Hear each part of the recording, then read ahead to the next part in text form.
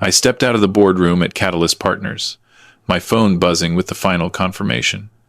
$78 million. The sale of Northern Logistics, the freight company I'd built from a single truck 40 years ago, was complete. My hands trembled as I read the wire transfer notification. At 63, I was finally done. The Toronto skyline stretched before me through the glass walls, the CN Tower piercing the clouds, Lake Ontario glittering in the distance. I'd spent 4 decades navigating these streets with cargo, building routes across Canada, establishing partnerships from Vancouver to Halifax. And now, in one digital transaction, it belonged to someone else. "Dad, you're shaking," my daughter Rebecca said, touching my arm as I returned to our table at Le Bernardin, the most exclusive restaurant in downtown Toronto. The private dining room overlooked the city lights, floor-to-ceiling windows reflecting the buildings I'd watched rise during my years in business. "Just the adrenaline," I said, forcing a smile. "It's really over, sweetheart." Her husband, Kyle, raised his champagne glass, the crystal catching the candlelight. "To William Ashford, the man who conquered Canadian freight, and to the fortune he's earned." Something in his tone made my stomach tighten, but I dismissed it. Kyle had always been enthusiastic about money. Rebecca had married him 3 years ago, after what seemed like a whirlwind romance. I'd tried to like him, really tried. He worked in finance, spoke confidently about investments, wore expensive suits from Harry Rosen, but there was something hollow behind his eyes. Something I couldn't quite name. "Speech, Dad," Rebecca urged, her green eyes sparkling.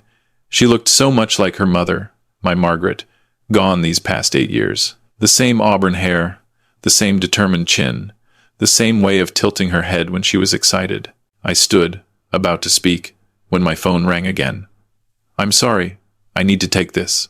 It's Doug, the lawyer." I walked to the hallway outside our private room, my dress shoes clicking on the marble floor. Doug Peterson had handled the sale, hundreds of hours of negotiations, due diligence, contract revisions. This call was about final documentation, signatures that needed electronic confirmation. Through the partially open door, I could see our table.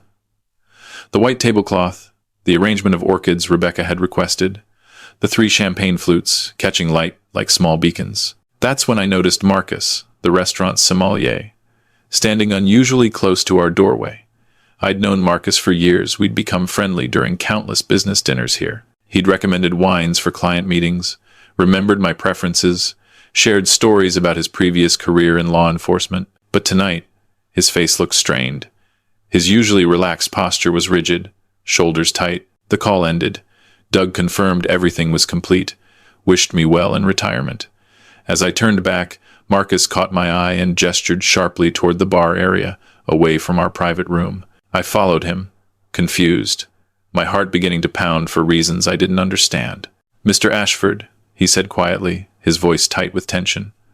"I apologize for the intrusion, but I need to tell you something. I was in the service corridor checking wine inventory. We have a panel system behind your dining room. Your son-in-law doesn't know there's a mirror panel by your table, angled for staff to check on guests discreetly. I saw him pour something from a small vial into your wine glass." The world tilted. The elegant restaurant suddenly felt like a nightmare. "What?" "I'm not certain what it was, sir, but the movement was deliberate, secretive. He looked around first, checked that your daughter was looking at her phone, then poured it quickly and pocketed the vial." Marcus's jaw clenched. "I've worked here 16 years, Mr. Ashford. Before that, I was RCMP for 12. I know the difference between accident and intention. That was intention." My mouth went dry. "Kyle? Poisoning me? Tonight of all nights? On the evening I'd just secured my family's financial future? Are you absolutely sure?" My voice barely worked. "I wouldn't have approached you if I wasn't. I saw it clearly, a small glass vial. Looked pharmaceutical. Clear liquid. He tipped it into your Bordeaux, stirred it with his finger quickly, then wiped his hand on his napkin." My mind raced. This was insane. This was my daughter's husband, the man she'd married in that beautiful ceremony at Casa Loma, where she'd looked so happy walking down the aisle. The man who'd moved into her Yorkville condo, who joined us for Christmas dinners, who called me Bill with easy familiarity. But Marcus was a trained observer. He'd told me stories during wine pairings about his years investigating fraud cases, domestic disputes, organized crime. He knew how to read people, how to spot criminal behavior. "Thank you," I managed, my throat constricting.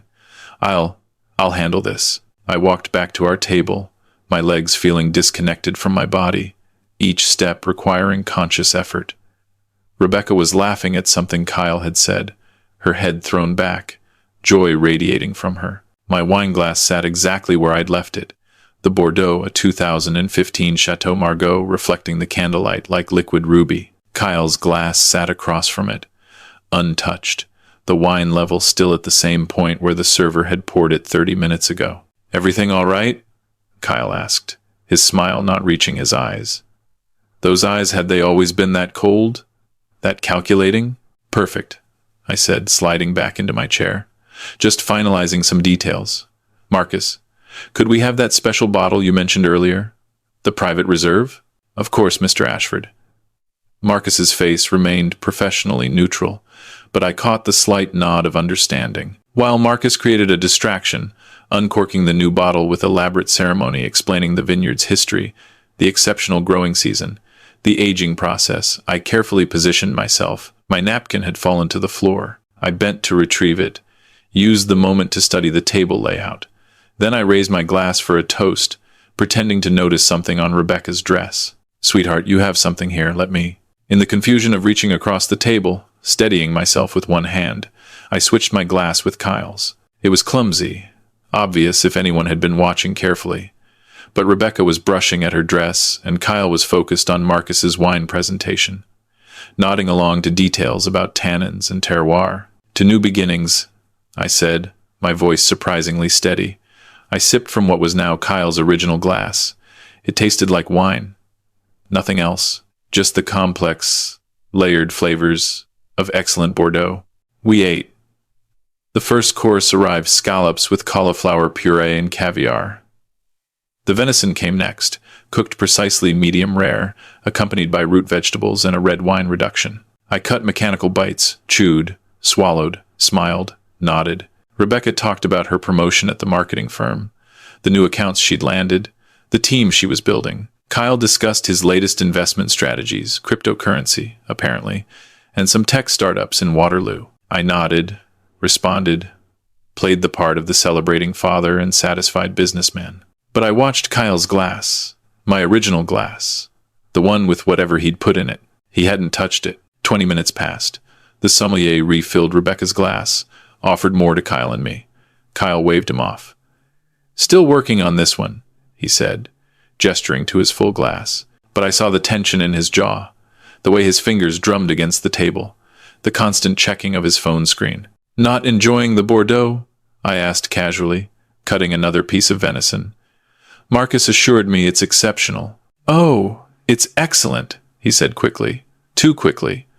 "Just pacing myself. Big meal, you know. Don't want to overdo it." But Kyle always overdid it. At every family dinner, every celebration, he'd been the one finishing bottles, ordering extra rounds, laughing too loudly by the end of the night. This restraint was completely out of character. Rebecca excused herself to the restroom, kissing my cheek as she passed. "I'm so proud of you, Dad. You built something amazing." The moment she left, Kyle's phone buzzed.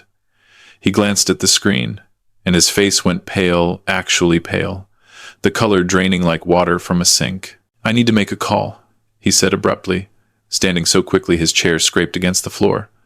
"Client emergency. You know how it is." He walked toward the hallway, his gait stiff, unnatural.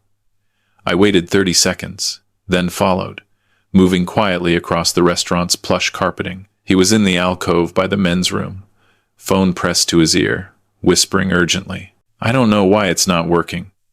I put the whole vial in, just like you said, exactly as we discussed." "No, he's fine. He's completely fine, sitting there eating venison like nothing happened." "What do you mean the timing? It's been 25 minutes now." "Yes, I'm sure I got the right glass. It was sitting right in front of his seat." Ice flooded my veins, spreading from my chest to my fingertips. He was talking to someone, an accomplice. This wasn't a sudden impulse. This was planned, coordinated, discussed. "No," I can't try again. Are you insane? The sommelier's been watching us. I don't know. Maybe there's something wrong with the dose. What do you mean there's a backup plan? Jesus, Jen. This was supposed to be simple. Jen. A woman. Not just murder, but murder with a female accomplice named Jen. I stepped back quickly, my heart hammering so hard I could feel it in my throat, hear it pulsing in my ears. I returned to the table just as Rebecca came back, refreshed lipstick, hair smoothed, smiling. Where's Kyle? Phone call, I said, proud that my voice remained steady. Work thing. We finished our meal. Dessert arrived, creme brulee that I couldn't taste, the caramelized sugar like ash in my mouth, coffee that felt like drinking darkness. Kyle returned, agitated, checking his phone constantly, excusing himself twice more for calls that left him increasingly pale and sweating despite the restaurant's perfect temperature control. I noticed other things too. The way he kept looking at me, studying my face, as if searching for symptoms. The way his hand shook slightly when he lifted his water glass. The way he'd positioned himself closest to the door, like he was preparing to run. When we finally left, the Toronto night air hit my face like a blessing. I hugged Rebecca tightly, breathing in her perfume, feeling the solid reality of her alive, safe, unknowingly protected. I love you, sweetheart. More than you'll ever know. Love you too, Dad. Congratulations again. You deserve this. You deserve everything good. If only she knew how close she'd come to losing me, how close she still might be to danger. Kyle shook my hand, and I felt the tremor in his grip, the dampness of his palm, the way his eyes wouldn't quite meet mine. Pleasure as always, William. Here's to your well-earned retirement. I watched them drive away in Kyle's BMW, the red taillights disappearing into Toronto traffic. Then I pulled out my phone and called Detective Sarah Chen, an old friend from my Rotary Club days. Sarah had worked major crimes for 20 years before moving to financial fraud investigations. Sarah, I need your help. Someone just tried to poison me. And I think it's my son-in-law. We met at a Tim Hortons on Queen Street 30 minutes later, neutral ground, public enough to be safe, quiet enough at 11 p.m. to talk privately. I told her everything. Marcus's observation, the switched glasses, Kyle's phone conversation, the name Jen, the reference to timing and doses. Sarah listened, her detective's face revealing nothing, taking notes in a small leather notebook. Did you keep the wine glass? No, I didn't think. It's fine. We'll work with what we have. Marcus's testimony is strong, former RCMP, trained observer, no reason to lie. Kyle's behavior is suspicious, but we need more for charges. What do I do? Go home. Act normal. Don't confront him. Don't tell Rebecca yet if he realizes, he might run or, worse, try again. I'll start some quiet inquiries. Phone records, financial records, background checks. Give me 72 hours. Those 3 days were the longest of my life. I went through the motions, answered congratulatory emails about the sale, met with my accountant about tax implications, had lunch with old business partners. But every moment, I wondered, was Rebecca safe? Would Kyle try something else? Who was Jen? Sarah called on the third evening. William, you need to sit down. I was already sitting in my study in Rosedale, but I gripped the desk edge anyway. Tell me, Kyle Brennan isn't his real name. He's Kyle Richter, originally from Truro, Nova Scotia. He's wanted there for securities fraud, convinced elderly investors to put money in fake mutual funds, disappeared with $2.3 million 12 years ago. He's been using false identities ever since, moving between provinces, staying ahead of investigators. My hand tightened on the phone. Does Rebecca know? We don't believe so. He's very good at this: fake credentials, fake employment history, even fake references. He passed background checks because he's had years to perfect the identity, but we dug deeper. And William, there's more. Tell me. Text messages to a Jennifer Zhao. Dozens of them, spanning 6 months. Very explicit about intentions. Sarah paused. I'm going to read you one. Once the old man is gone, we split everything. Becca will inherit at least $40 million. The prenup protects me if she dies too, but we might not need that if we're patient. The room spun. Dies too? There are other messages. Planning, timing, discussing methods. William, he wasn't just planning to kill you. He was planning to eventually kill Rebecca too. Make it look like grief, depression after losing her father. Then he'd inherit everything through marriage and disappear with Jennifer. I couldn't breathe. My daughter. My Rebecca. Not just me in danger, but her. We have enough for an arrest warrant, Sarah continued. Financial fraud, conspiracy to commit murder, identity fraud. I'm coordinating with Toronto Police and the Ontario Provincial Police. We'll move tonight. I want to be there when you tell Rebecca. William, Sarah, she's my daughter. She needs to hear this from someone she trusts. Please. They arrested Kyle at 8:45 p.m. at his and Rebecca's condo in Yorkville. I'd called Rebecca earlier, asked her to meet me there, told her I needed to discuss something about the estate planning. She'd agreed, curious but not worried. When the police knocked, Kyle answered. I saw his face when he realized the moment of recognition, the flash of calculation, the decision to run, but officers were behind him, beside him, blocking every exit. Kyle Richter, you're under arrest for conspiracy to commit murder, fraud, and identity theft. Rebecca screamed. Actually screamed, a sound I'd never heard from her, raw and broken. She looked at me, at Kyle, at the handcuffs, trying to understand. Dad, what's happening? Why are they calling him that name? What's going on? I caught her as she stumbled, held her as officers read Kyle his rights, as they led him away. She collapsed into my arms in the building's lobby, sobs racking her body while residents stared and whispered, Dad, I don't understand. They're saying he tried to kill you, that he's not even who he said he was, that his name isn't Kyle Brennan. I know, sweetheart. I know. Let's go home. I'll explain everything. We sat in my kitchen in Rosedale until 4 a.m. while I told her everything. She cried, raged, went silent, cried again, looked at her wedding photos on her phone with an expression of absolute betrayal. 3 years, she whispered. 3 years of my life with someone who didn't even exist, who was planning to kill my father. Kill me. You couldn't have known Rebecca. He was a professional. He fooled everyone. But the signs I should have seen. There's no should have. This isn't your fault. None of it. The investigation expanded like ripples in water.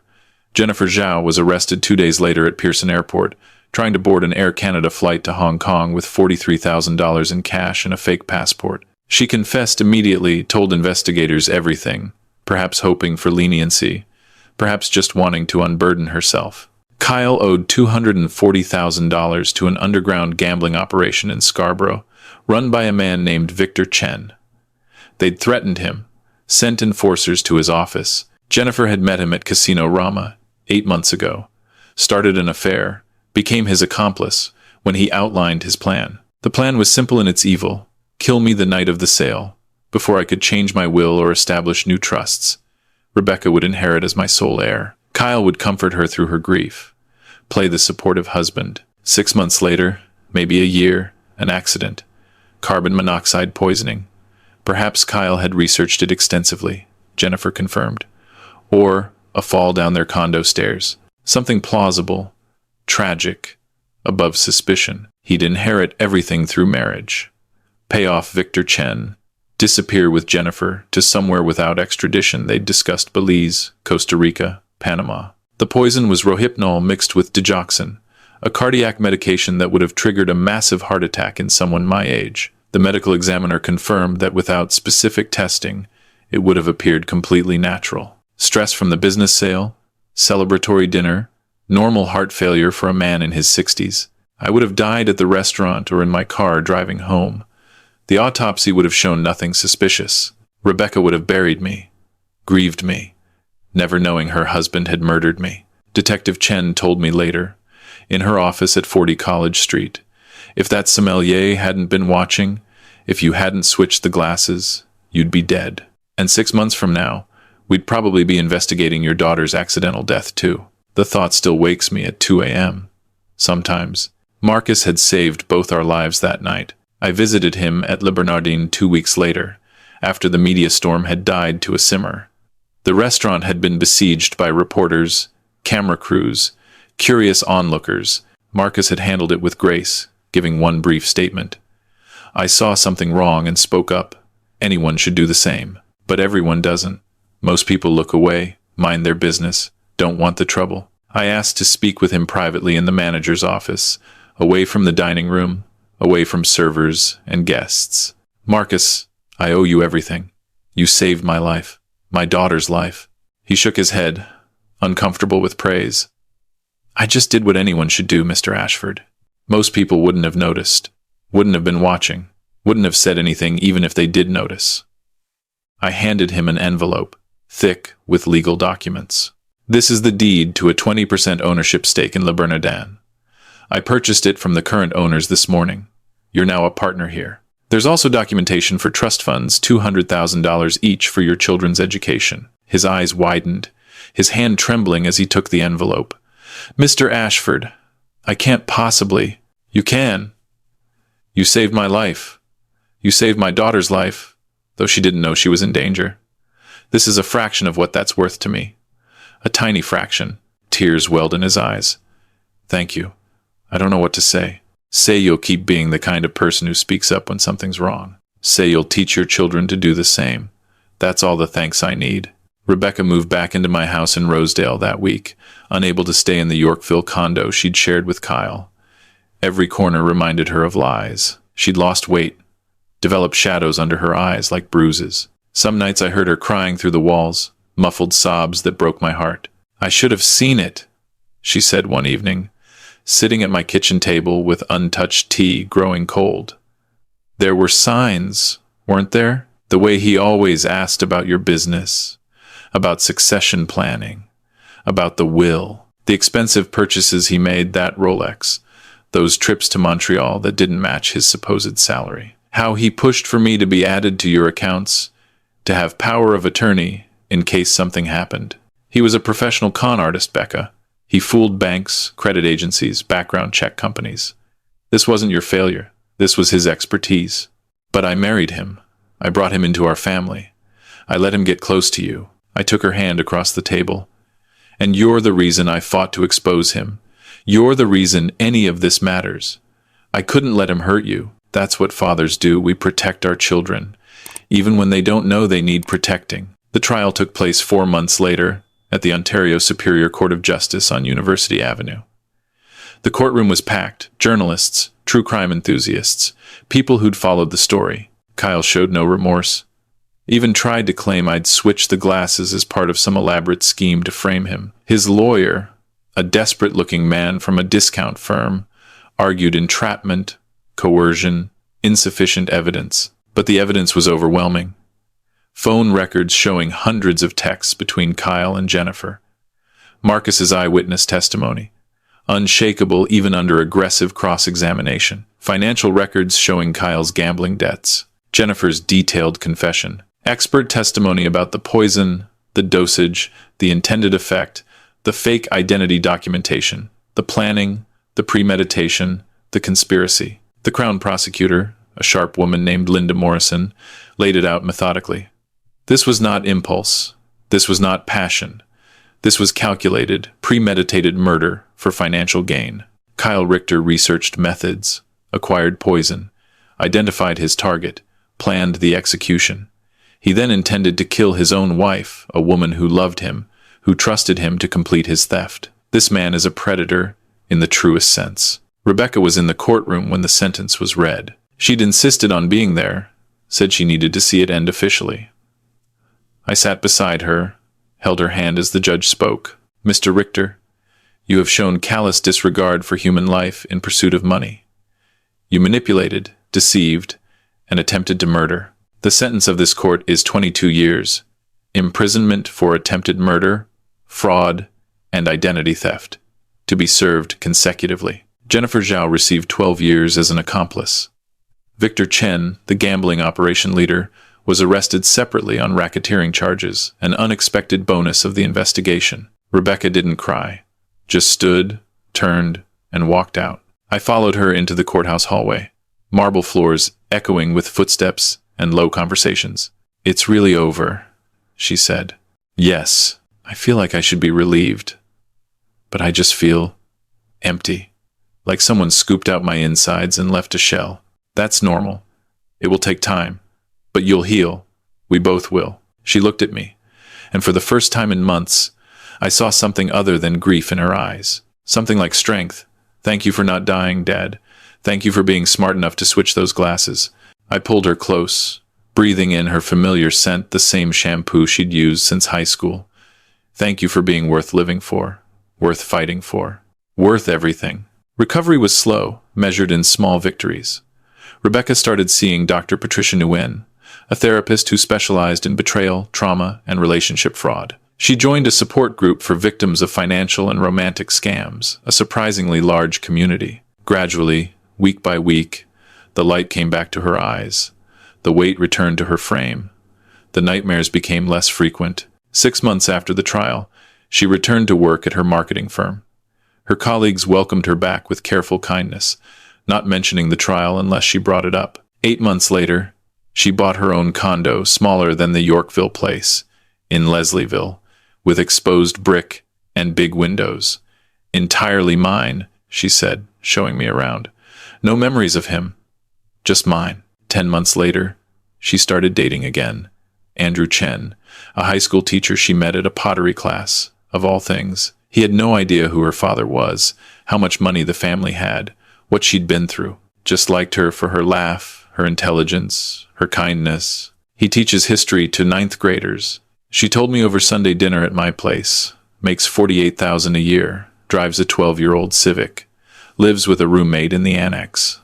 Do you like him? I do. He's kind, real. What you see is what you get. She paused. That matters now, more than anything. As for me, I established the Margaret Ashford Foundation for Victims of Domestic Fraud, funded with $10 million from the sale proceeds. We provide legal support, financial counseling, and therapy services for people deceived by romantic partners. Marcus serves on the board of directors. So does Detective Sarah Chen and Dr. Nguyen, and Jennifer Zhao's own victim, a previous boyfriend she'd helped Kyle scam in Ottawa. I also changed my will, hired Patricia Wu, the best estate planning lawyer in Toronto. She spent 3 months constructing legal frameworks that would prevent anyone from manipulating Rebecca or accessing the inheritance improperly. Control would transfer gradually, with oversight from 3 trustees that Rebecca chose herself, her best friend since university, her mentor at work, and Marcus. 1 year after that night at Le Bernardin, Rebecca and I returned there for dinner. Marcus personally selected our wines, now in his new role as part owner. His children's college funds were secure, his partnership official. We sat at the same private table. Though I'd asked for the mirror panel to be removed, no one needed that reminder. Do you ever think about that night? Rebecca asked, swirling her wine glass slowly, watching the Bordeaux catch the light. Every day, I admitted. Not obsessively, not with fear, but it's there, a reminder. Of what? That trust is precious, that love can be weaponized, that sometimes strangers save you while family tries to destroy you. I paused, meeting her eyes. And that you're strong enough to survive anything. You've proven that. She smiled, a real smile that reached her eyes, crinkled the corners the way her mothers used to. We both are. Survivors. Marcus brought our appetizers, personally seared scallops with cauliflower puree and caviar, the same dish from that night. But this time, I tasted them, enjoyed them, appreciated every complex flavor. I looked at him. This man who'd risked his professional relationship with a wealthy client to speak an uncomfortable truth, who'd trusted his instincts over politeness, who'd chosen to get involved when staying silent would have been easier. To Marcus, I said, raising my glass, the best sommelier and the finest judge of character in Toronto. He laughed, embarrassed but pleased. To family, he countered, the ones we're born with and the ones we choose. We ate, we talked, we remembered. Not just that terrible night, but my Margaret, how she'd loved this restaurant, how she'd always ordered the duck. Rebecca's childhood, the school plays, the hockey games, the teenage rebellions. The early days of Northern Logistics, when we had one truck, a pager, and a dream. The clients who became friends, the routes that became legacies. The past had pain, but it also had joy. And now, finally, we could hold both. When we left, I tipped the valet handsomely and drove Rebecca to her Leslieville condo. I walked her to her door the way I had when she was 16, coming home from dates with boys who seemed terrified of me. Love you, Dad. Love you too, Becca. Sleep well. You too. And Dad, thank you for everything, for switching those glasses, for protecting me even when I didn't know I needed it, for being my father. I drove back to Rosedale, the Toronto skyline glittering in my rearview mirror. $78 million couldn't buy what mattered most: Rebecca's life, her recovery, her future, her trust beginning to rebuild. But it had bought something valuable: the resources to protect her, to support other victims, to make meaning from the nightmare. Kyle Richter would spend the next 2 decades in Millhaven Institution, a maximum security prison near Kingston. Jennifer Zhao would serve her time at Grand Valley Institution for Women in Kitchener. And we would move forward, scarred but surviving, broken but healing. That sommelier had saved more than one life that night. He'd saved a family. He'd restored my faith that some people still choose to do the right thing, even when it's uncomfortable, even when it's risky, even when it would be easier to look away. I sleep well now, mostly. When I wake at 3 a.m., heart pounding from dreams of switched glasses and poisoned wine, I remind myself, I'm alive. Rebecca is alive. Justice was served, and tomorrow, the foundation will help another victim rebuild their life after betrayal. That's enough.